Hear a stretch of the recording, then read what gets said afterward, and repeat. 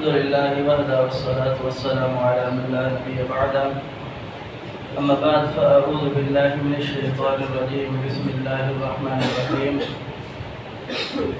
إنما يريد الشيطان أن يوقع بينكم العداوة والبغضاء في الخمر والميسر ويصدكم عن ذكر الله وعن الصلاة فهل أنتم منتهون انما یرید الشیطان شیطان تو یہی چاہتا ہے ایو کیا کہ وہ ڈال دے بینکم العداوہ تمہارے درمیان عداوت یعنی دشمنی کو والبغضاء اور بغض کو فی الخمر والمیسر شراب اور جوئے کے ذریعے سے ویصدوکم اور وہ تمہیں روکے عن ذکر اللہ اللہ رب العالمین کے ذکر سے عن الصلاة اور نماز سے فَهَلْ أَنْتُمْ مُنْتَهُونَ کیا تم بات آنے والے ہو رک جانے والے ہو اللہ کے ذکر سے۔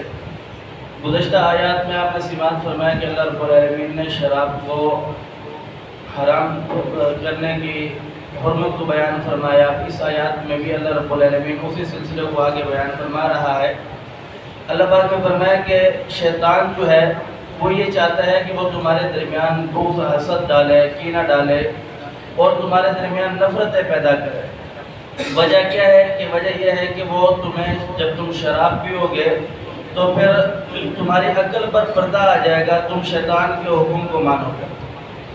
جناب سعد بن ابی وقاص رضی اللہ تعالیٰ کو بیان فرماتے ہیں کہ میں ایک دن جا رہا تھا تو مجھے کچھ انصار اور کچھ مہاجرین صحابہ کرام ملے، تو وہ مجھے کہنے لگے آپ ہمارے پاس آ جائیں، ہم آپ کو کھلاتے ہیں اور پلاتے ہیں۔ کھلانا اور پلانے سے مراد شراب پلاتے ہیں۔ تو اس وقت شراب کی حرمت نازل نہیں ہوئی تھی، شراب حرام نہیں ہوئی تھی۔ یہ کہتے ہیں کہ جب میں ان کے ساتھ چلا گیا، ہم ایک باغ کے اندر گئے۔ جب باغ کے اندر بیٹھے ہوئے تھے، ہم نے جو سریا تھی بھونی ہوئی وہ کھائی اور شراب مشکیدہ تھا شراب پی۔ تو بات چل گئی، میں نے کہا کہ جو مہاجرین ہیں وہ انصار سے زیادہ بہتر ہے یا زیادہ افضل ہے۔ ان میں سے ایک انصاری صحابی نے ہڈی اٹھائی اور مجھے ماری، میرا ناک پھوٹ گیا۔ میں رسول اللہ صلی اللہ علیہ وسلم کے پاس گیا اور میں نے یہ سارا واقعہ بتایا تو آپ علیہ السلام پر اللہ رب العالمین کے قرآن میں سے یہ آیات اتری، یا ایھا الذین آمنوا انما الخمر والمیسر والانصاب والازلام رجس من عمل الشیطان فاجتنبوہ لعلکم تفلحون۔ یہ شیطان کے کاموں میں سے ہیں، جوا، شراب، فال گیری، سارے عمل، ان سے تم بچ جاؤ۔ یہ برے عمل ہے، گندے عمل ہے، ناپاک عمل ہے۔ اس وجہ سے اللہ رب العالمین تمہیں اس سے بچنے کی تلقین کرتا ہے کہ شاید تاکہ تم اس سے فلاح پا جاؤ، کامیاب ہو جاؤ۔ اب یہاں اللہ رب العالمین نے بیان فرمایا کہ تم شراب پیو گے، تمہارے اندر دو ایسی نقصان دہ چیزیں ہیں جو دنیاوی بھی نقصان میں ہے اور آخرت اخروی لحاظ سے بھی نقصان دہ ہے۔ دنیاوی نقصان یہ ہے کہ تمہارے درمیان آپس میں تم جب پیو گے تمہارے عقل پر یہ غالب آ جائے گی، تم ایک دوسرے کو برا بھلا کہو گے، یہ پھر دشمنیاں آپس میں پیدا ہوگی، آپس میں بغض اور حسد پیدا ہوگا۔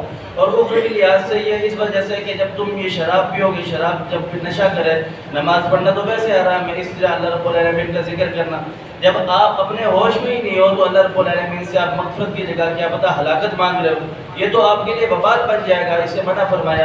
اور اگر دوسرا پی بھی لے تو بندہ جب یہ برے عمل کرتا ہے، اللہ رب العالمین کی نافرمانی کرتا ہے، تو ویسے بھی وہ اللہ رب العالمین سے دور ہو جاتا ہے۔ تو اللہ رب العالمین نے بیان فرمایا کہ یہ دنیاوی لحاظ سے بھی آپ کے لیے نقصان دہ ہے اور آخرت کے لحاظ سے بھی آپ کے لیے نقصان دہ ہے۔ اللہ سمجھنے والے کی توفیق دے۔ قولوا قولی ھذا استغفر اللہ لی ولکم ولسائر